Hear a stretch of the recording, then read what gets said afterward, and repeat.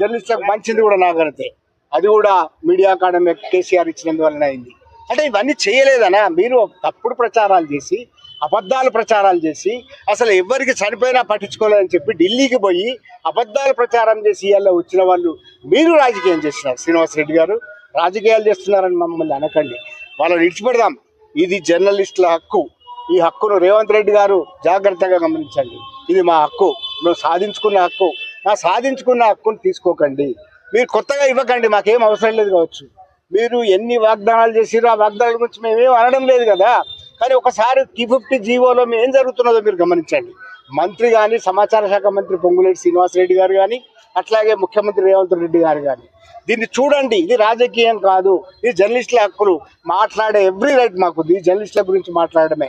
మీ గురించి మేమేం అనడం లేదు. మీ పాలనకు సంబంధించింది కాదు, మీ పోస్ట్ మార్టంకి సంబంధించింది కాదు, మీ పాలన పోస్ట్ మార్టం కాదు. ఇది జర్నలిస్టుల హక్కులకు భంగం కలుగుతున్నాయి కనుక ఒక జర్నలిస్టులుగా, తెలంగాణ ఉద్యమంలో పాల్గొన్న జర్నలిస్టులుగా మేము ఇది అడుగుతున్నాం. గుర్తుపెట్టుకోండి, ఇది రాజకీయం కానే కాదు.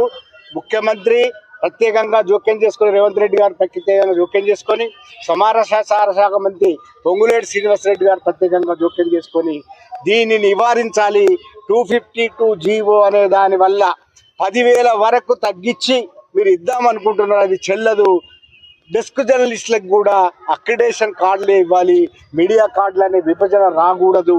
అట్లాగే నియోజకవర్గ స్థాయిలో విలేకరులకు కూడా ఇవ్వాలి. ఇంతకు ముందున్న 23,000 అక్రిడేషన్లు అట్లాగే కొనసాగించాలని డిమాండ్ చేస్తున్నాం.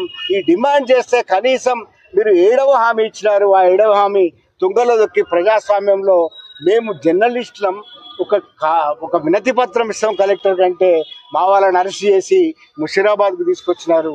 ఇది సబబు కాదు. ముఖ్యమంత్రి గారు గమనించండి, ఇది సబబు కాదు.